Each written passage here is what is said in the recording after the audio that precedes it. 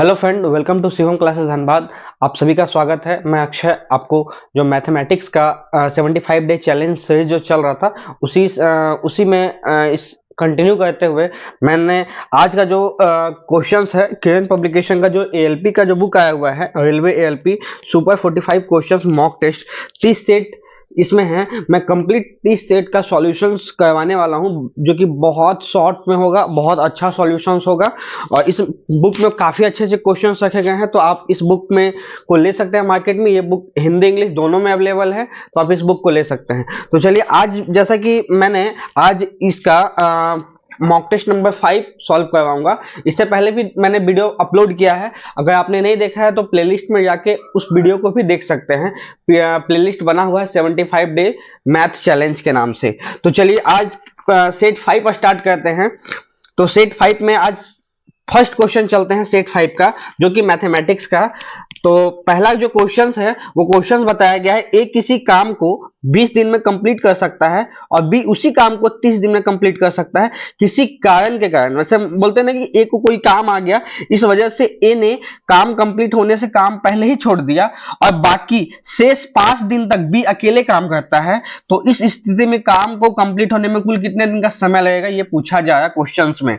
तो जैसा जो डेटा दिया हुआ उसी के अकॉर्डिंग हम इसको क्वेश्चंस को बनाते हैं। जैसा कि आपके पास डेटा दिया हुआ है कि ए किसी काम को 20 दिन में कंप्लीट कर सकता है, ए किसी काम को 20 दिन में कंप्लीट कर सकता है, बी उसी काम को 30 दिन में कंप्लीट कर सकता है। तो बोला गया है कि टोटल काम कितना होगा। टोटल वर्क हम कैसे निकालते हैं, दोनों का एफिशिएंसी जो कि आपका आएगा 60 और दोनों का एलसीएम होगा 60। अब इफिशियंसी यहाँ पे हम पुट करते हैं। इफिशियंसी कितना होगा, ए का इफिशियंसी होगा 3 और बी का इफिशियंसी कितना होगा 2 होगा। तो ये इफिशियंसी आ गया। जब इफिशियंसी आ गया तो अब क्वेश्चन में बोला गया ए ने काम कंप्लीट होने से पहले छोड़ दिया, बट कितना पहले छोड़ा ये क्वेश्चन में बताया नहीं गया है। बट क्वेश्चन में ये बता दिया गया है कि बी ने अंतिम 5 दिन तक अकेले काम किया है। तो अंतिम 5 दिन तक बी द्वारा किया गया काम,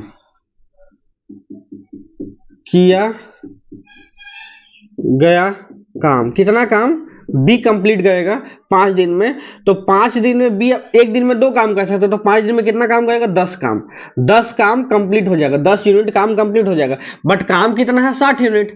10 यूनिट काम का खत्म हो गया 5 दिनों में, तो बचा कितना काम, 50 काम। रिमेनिंग कितना काम बचा है, 50 काम बचा है। इसी 50 काम को कौन करता होगा, पहले ए बी साथ में करता होगा। ए करता 3 से, बी करता 2 से, टोटल 5।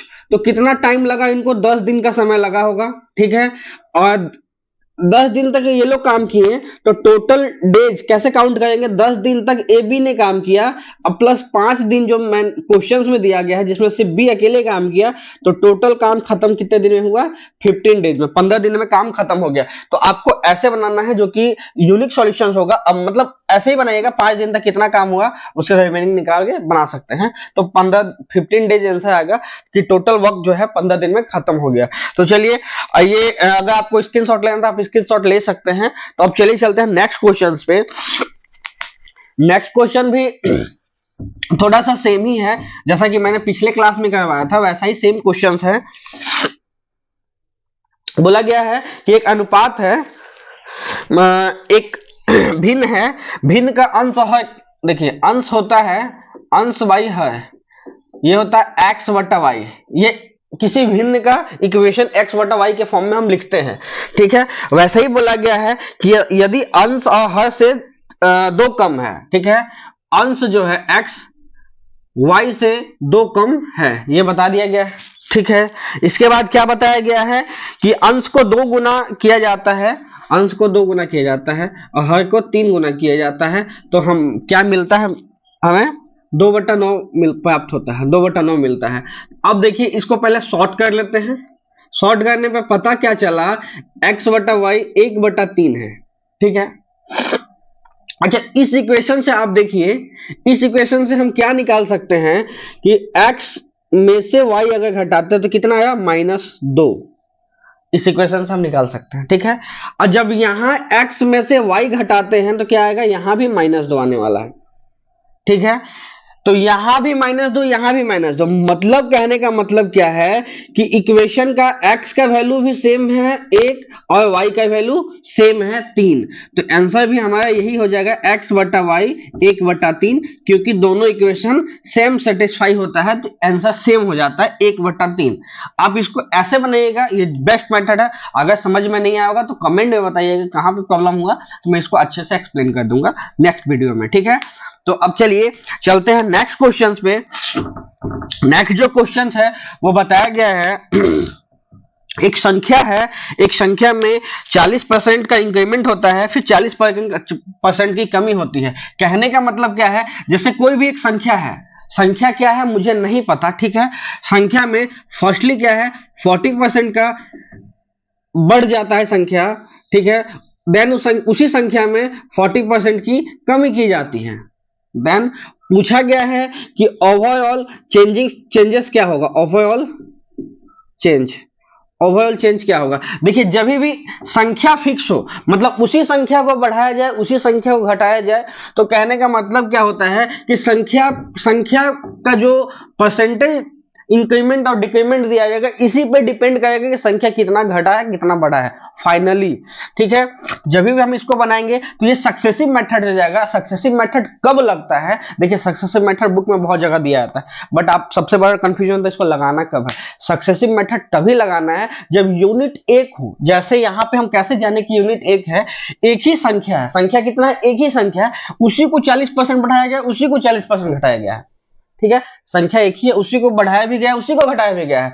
तो हम कैसे निकाल सकते हैं ओवरऑल चेंजेस। सक्सेसिव क्या होता है, x plus y minus x into y divided by 100, ठीक है।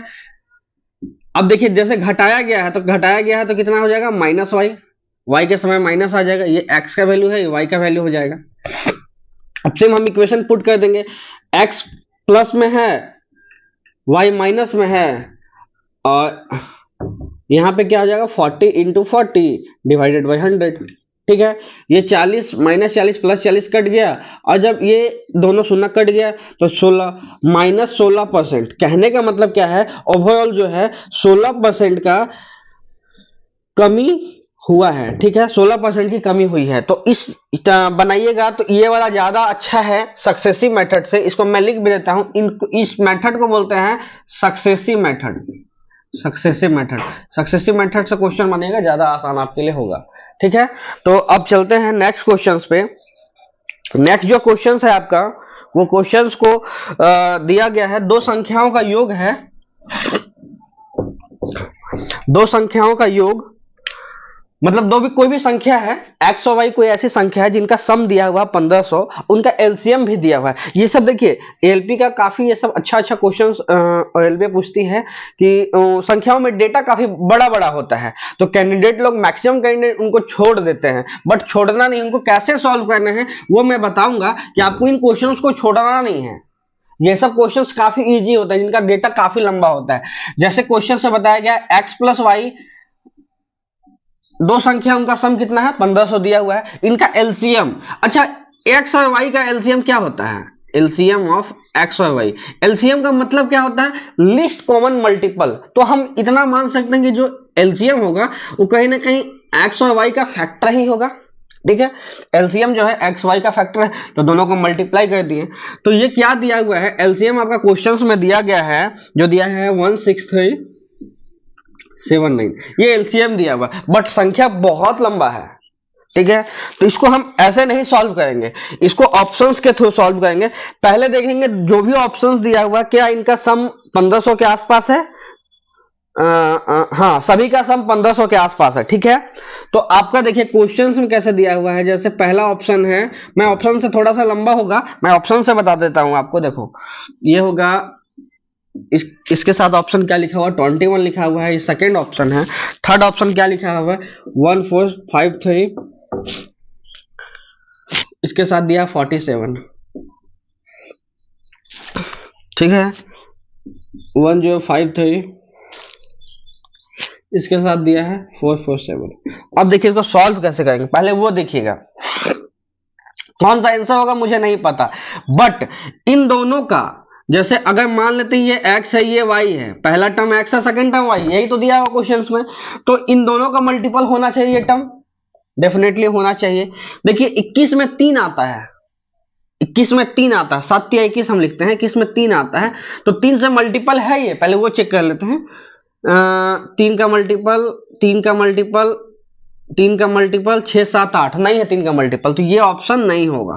ठीक है, ये ऑप्शन नहीं होगा क्योंकि ये संख्या 3 का मल्टीपल नहीं है, तो कभी भी उन संख्याओं का एलसीएम भी नहीं निकल सकता है 3 का मल्टीपल। ठीक है, अब देखिए ये भी 8 8 7 15, ये 15 में क्या होता है 5 और 3 का मल्टीपल होता है, तो ये संख्या जैसे 15 है तो 3 का मल्टीपल होगा, तो ये भी नहीं होगा क्योंकि ये कंप्लीट एलसीएम ही 3 का मल्टीपल नहीं है, तो ये भी आंसर नहीं होने वाला है। ठीक है, अब देखिए 47 होगा कि नहीं होगा, 47 प्राइम फैक्टर है।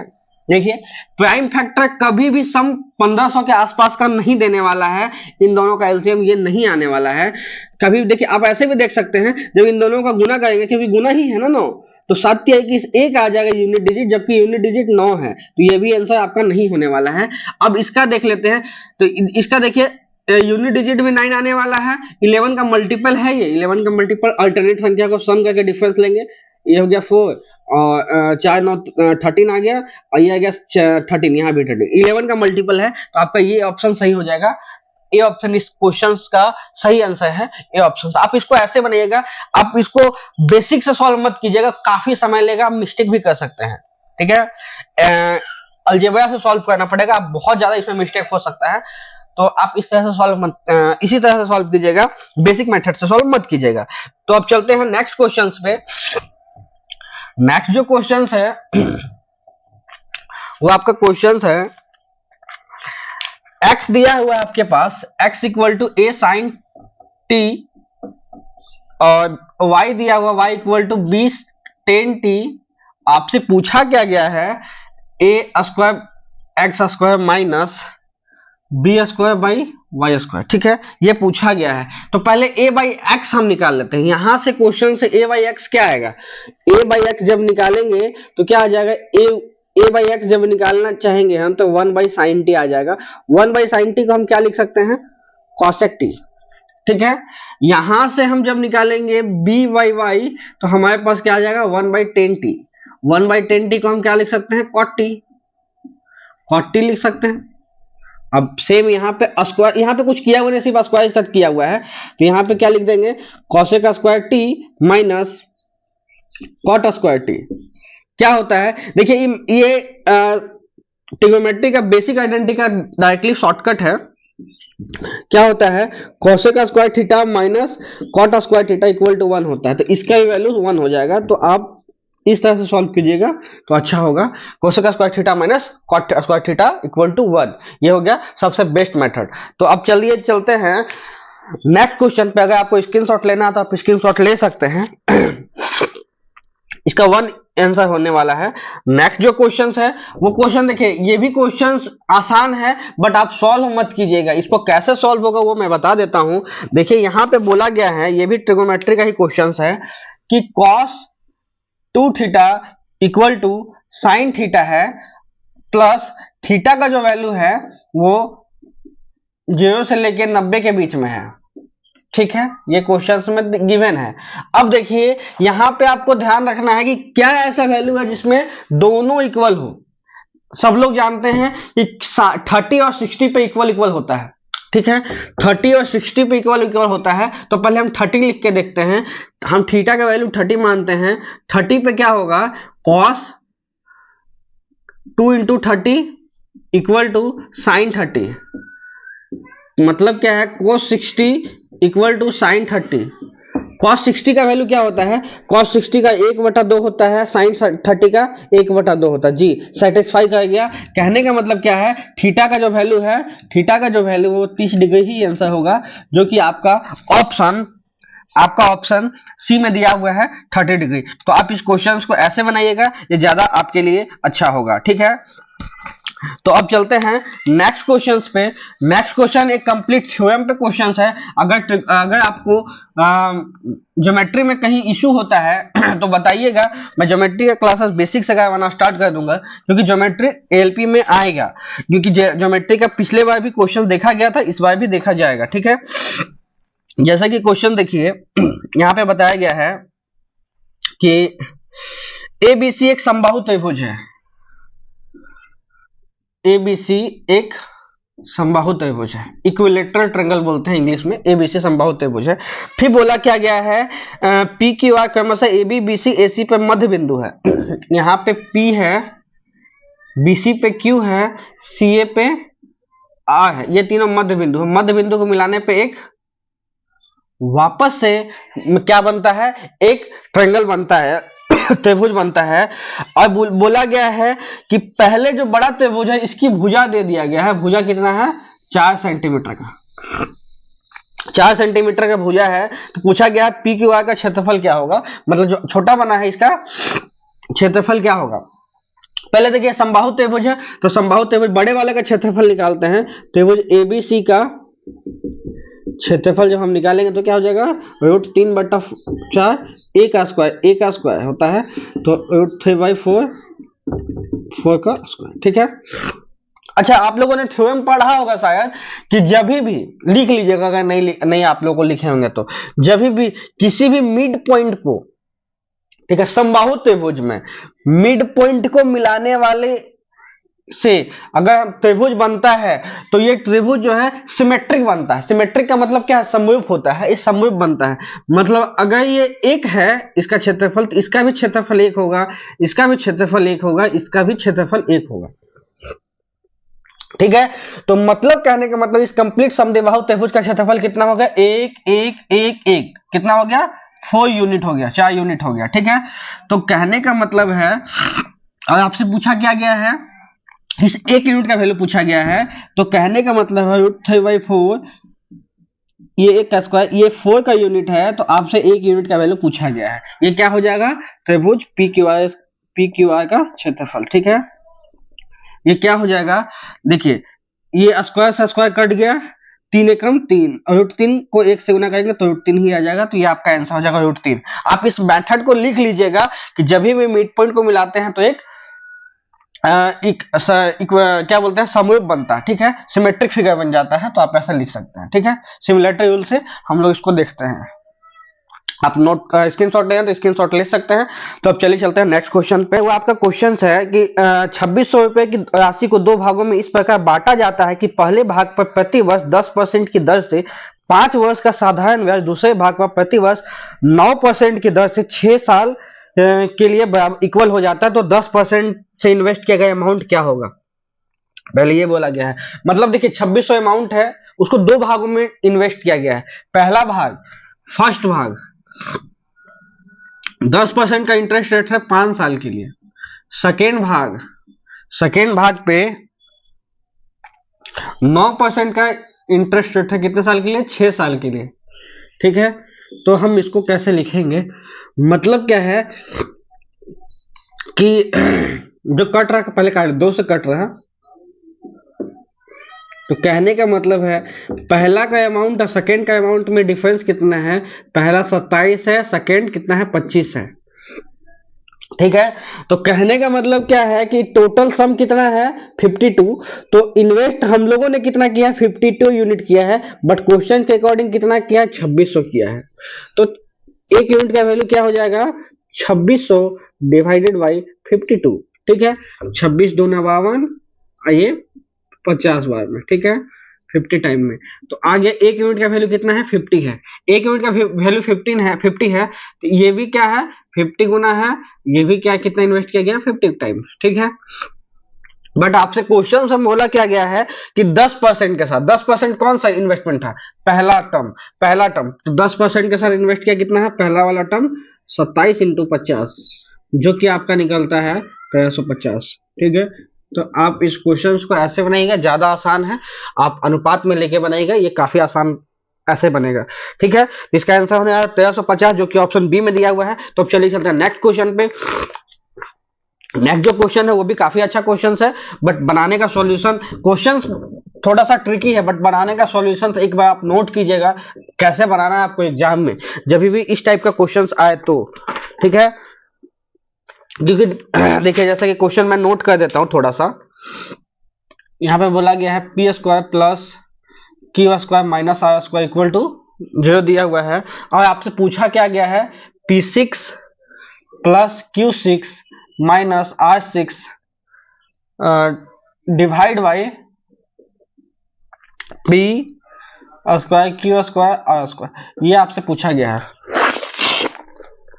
यहाँ पे आप ध्यान दीजिएगा कि ये तीनों का वैल्यू इन संख्याओं पे डिपेंड है, तो हम इन संख्या देखिए इक्वेशन एक वेरिएबल 1 2 3 वेरिएबल 3 इक्वेशन 1 है, ठीक है। तो हम इस क्वेश्चंस को मेथड के फॉर्मूला पे नहीं तोड़ेंगे, हम इसका वैल्यू पुट कर देंगे। वैल्यू कैसे पुट करेंगे, हम इसको मान लेंगे कि P 1 है Q 1 है, जब P 1 Q 1 तो इन दोनों को सम करेंगे 1 + 1 तो कितना आ जाएगा 2, तो इसको भी 2 होना होगा, तो जब R स्क्वायर 2 होगा तो R कितना हो जाएगा √2, तो ये क्या हो जाएगा R कितना हो जाएगा √2। अब हम यही सेम वैल्यू को यहाँ पुट कर देंगे, ठीक है। यहाँ पे जब हम पुट करेंगे तो एक का कितना भी पावर कीजिए एक आएगा, क्यू का एक का पावर कितना भी कीजिए एक 6 कीजिएगा तो एक ही आएगा, बट यहाँ पे क्या है कि √2 का पावर 6 करना पड़ेगा आपको, और नीचे क्या हो जाएगा 1 × 1 × 2, ठीक है।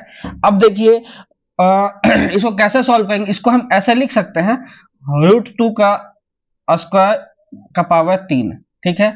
इसका मतलब क्या है 2 का पावर 3 है, तो क्या आ जाएगा 1 + 1 माइनस 2 का पावर 3 8 डिवाइडेड बाई 2, तो यहां पे आ जाएगा -6/2 जो कि आपका आ जाएगा -3। ये बेस्ट मेथड है ऐसे सॉल्व करने का। वैल्यू पुट कीजिए उसके बाद क्वेश्चन को सॉल्व कीजिए, -3 आने वाला है। ये सबसे बेस्ट मेथड है जो कि ऑप्शन सी में लिया हुआ है -3। आप इसको ऐसे सॉल्व कीजिएगा, ये काफी अच्छा सॉल्यूशन है। नहीं तो फॉर्मूला पुट कीजिएगा वापस से कंफ्यूज हो जाएगा, बहुत लंबा फॉर्मूला होता है ये अलजेब्रा का, ठीक है। तो उसके बाद हम चलते हैं अब नेक्स्ट क्वेश्चन पे। नेक्स्ट जो क्वेश्चन है वो क्वेश्चन से बोला गया है एक व्यक्ति ने अपनी पूंजी का आधा भाग 5% इंटरेस्ट रेट पे इन्वेस्ट किया है, ठीक है, और कुछ अमाउंट को उन्होंने 1/3 भाग को 8% के साथ इन्वेस्ट किया है, तो आपसे बोला गया है शेष अमाउंट को 10% से इन्वेस्ट किया गया है। तीनों निवेश द्वारा प्राप्त कुल आय 820 है, तो आपसे पूछा गया उसकी कुल निवेशित पूंजी कितना है। 1/2 1/3 यहाँ पे क्या है रिमेनिंग, 1/2 के साथ कितना इन्वेस्ट किया है, देखिए यहाँ पे 1/3 1/2 है ना, तो ऐसा बट्टा में है तो हम इसको कंप्लीट नंबर लेंगे। नंबर कैसे लेंगे, नंबर लेंगे इसका एलसीएम, नीचे वाले का एलसीएम, 3 का एलसीएम कितना आएगा 6 आएगा, तो इसका हम 3 अमाउंट इन्वेस्ट किया गया है, यहाँ पे 2 अमाउंट इन्वेस्ट किया गया है। अब बचेगा कितना 1 अमाउंट, इसमें 1 अमाउंट इन्वेस्ट किया गया है, बट इन्वेस्टमेंट का परसेंटेज कितना, इसमें 5% के साथ है, नेक्स्ट वाले में 8% है, इसमें 10% है, ठीक है। यहाँ पे 10% के साथ इन्वेस्ट किया गया है। अब देखिए टोटल हमको इंटरेस्ट रेट मिलेगा कितना, यहां से मिलेगा 15%, दोनों को मल्टीप्लाई कर दीजिए, यहां से मिलेगा 16%, यहां से मिलेगा 10%, ठीक है। टोटल का सम कितना आया 41%, 41, बट क्वेश्चंस के अकॉर्डिंग मिला कितना है 820 मिला है, ठीक है। 841% का मतलब 820 है, तो आपका 100% का मतलब क्या कितना होगा 820 डिवाइडेड बाई 41, ये 100% का मतलब होगा, और इसके साथ हमको 2 से 100 से मल्टीप्लाई कर देंगे, तो देखिए ये काट दीजिए 2 टाइम में, मतलब कितना आ गया 2000। अमाउंट हम माने कितना थे 6, क्योंकि एलसीएम 6 आया था, अमाउंट 6 माने थे, इन संख्याओं को 6 से मल्टीप्लाई कर दीजिए, जो कि आपका आंसर हो जाएगा। इन्वेस्टमेंट अमाउंट कितना है 12000, ठीक है। ये हो गया इन्वेस्टमेंट अमाउंट, ठीक है। तो आप इस क्वेश्चन को ऐसे बनाइएगा 12000, क्योंकि एलसीएम इसका मैंने 6 लिया था, तो 6 में क्योंकि ये यूनिट में लाने के लिए 6 लिया था, तो लास्ट में जो भी वैल्यू आएगा उससे 6 से मल्टीप्लाई करना कंपलसरी है, तभी आपका कंप्लीट वैल्यू आएगा। तो 6 से मल्टीप्लाई करेंगे तो 12000, यही अमाउंट इन्वेस्ट किया गया है, जो कि दिया हुआ है x² - 2x + 1 = 0 दिया हुआ है, और आपसे पूछा गया है x³ - 1/x³ का वैल्यू पूछा गया है, ठीक है। पहले हम इसको सिंप्लीफाई करते हैं। क्या लिखा हुआ है, x square minus 2x plus 1 equal to शून्य लिखा हुआ है। जब हम एक्स स्क्वायर प्लस 1 आपसे निकालना है एक्स क्यू माइनस 1 बटा एक्स क्यू एक्स स्क्वायर, इसको जब हम सिंप्लीफाई करेंगे तो क्या आता है, एक्स प्लस 1 बटा एक्स इक्वल टू 2। तो कहने का मतलब क्या है, इस एक्स का वैल्यू 1 है, 1 है, और आपसे पूछा क्या गया है, एक्स क्यू माइनस 1 बटा एक्स क्यू। तो यहाँ पे हम पुट कर देंगे 1 माइनस 1 इक्वल टू कितना आएगा, शून्य आएगा। तो आपका आंसर शून्य होने वाला है, जो कि आपका ऑप्शन डी में लिया हुआ है, शून्य आंसर। तो आप इस क्वेश्चन को ऐसे बनाइएगा, ज्यादा इफेक्टिव वे यही होगा बनाने का।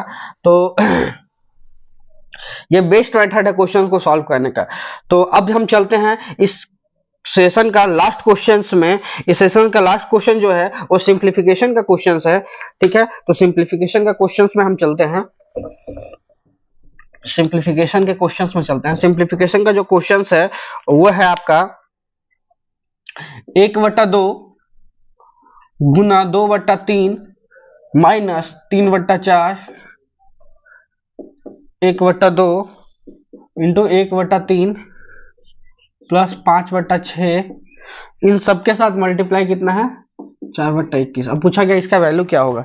इसका वैल्यू हम कैसे निकालेंगे, इसका वैल्यू निकालने के लिए सबसे पहले गुना कर लीजिए। ये देखिए, ये कट रहा है, यहाँ से आ गया 1/3। अब इसको अंदर वाला को सॉल्व कीजिए। अंदर वाला को जब सॉल्व करेंगे तो यहाँ आ जाएगा 1/6 प्लस 5/6, यहाँ पे 1 आने वाला। तो इनका आंसर क्या आना है, 1 आने वाला है। तो हम 1 से गुना करेंगे 3/4 को, तो 1 ही हो जाएगा। इसके साथ 4/21 गुना होगा, 4/21 लिख देंगे। 4 से 4 चला गया, यहाँ पे 1/7 बचेगा, ठीक है। 1/3 माइनस 1/7, एलसीएम लेंगे, 21 आ गया, यहाँ पे आ गया 7 minus 3। तो आंसर कितना आएगा, 4/21। आपका ये वाला आंसर होगा 4/21। तो आप इसको ऐसा सॉल्व कीजिएगा, ठीक है। तो चल कंपनी में इन्वेस्ट किया है, अमाउंट का अनुपात दिया आपके पास, ठीक है, और इनका कुल प्रॉफिट दिया हुआ है जो कि है 15,600। इनको हम लेते कैसे हैं, कितना ब्रेक करते हैं, इसको सॉल्व करने का बेस्ट टेक्निक क्या होगा वो देख लीजिए। जब भी किन्हीं का अनुपात में अमाउंट दिया जाए तो इनका हम कंप्लीट नंबर लेंगे, अनुपात में नहीं रहने देते हैं। तो जैसे इसका एलसीएम कितना आने वाला है, 12 आने वाला है। तो हम इसको सॉल्व करते हैं। इसका ए में इन्वेस्ट किया गया अमाउंट 6 है, और बी में इन्वेस्ट किया गया अमाउंट कितना 4 है, और सी में इन्वेस्ट किया गया 3rd है। तो हम जब इसको सम करते हैं तो कितना आया, 13 आया। इन्हीं 13 का वैल्यू क्वेश्चंस के अकॉर्डिंग कितना दिया है, 15,600। तो 1 यूनिट का वैल्यू कितना आ जाएगा, 13 से जब डिवाइड करेंगे तो ये आ जाएगा 1 यूनिट का वैल्यू। उसके बाद आप ये आ जाएगा 1 यूनिट का वैल्यू। उसके बाद आपसे पूछा गया सबसे बड़ा हिस्सा कितना, सबसे बड़ा हिस्सा कितना है, 6 है। तो 6 का वैल्यू आप निकाल दीजिए। इसको जब हम करेंगे तो आ जाएगा 12 टाइम में कट जाएगा, और यहाँ पे जब 12 को 6 से मल्टीप्लाई करेंगे तो 72 आ जाएगा। अंत में 2 जो साथ में चिपक जाएगा तो आएगा इसका आंसर 7200 रुपये। तो आप इसको इस क्वेश्चन से ऐसे बना सकते हैं। ये वाला बेस्ट मेथड है क्वेश्चंस को बनाने को। तो होप सो आपको ये कंप्लीट वीडियो अच्छा लगा हो। तो ऐसे ही वीडियो देखने के लिए चैनल को सब्सक्राइब कर दें और वीडियो को लाइक कर दें और दोस्तों के साथ शेयर कर दें। इसका कंप्लीट पीडीएफ लेने के लिए शिवम क्लासेस धनबाद एप्लीकेशन को आप डाउनलोड कर सकते हैं, जो कि प्ले स्टोर पे अवेलेबल है। और वहाँ पे लाइव क्लासेस तो अभी नहीं चल रही है, बट लाइव मॉक टेस्ट चल रहा है, जो कि प्रत्येक हर संडे को चलता है। उसमें प्राइजेस भी दी जाती है। अगर आपने अब तक नहीं दिया है तो एक बार डाउनलोड करके आप टेस्ट दे सकते हैं। तो चलिए वीडियो को यहीं तक रहते हैं। Thank you.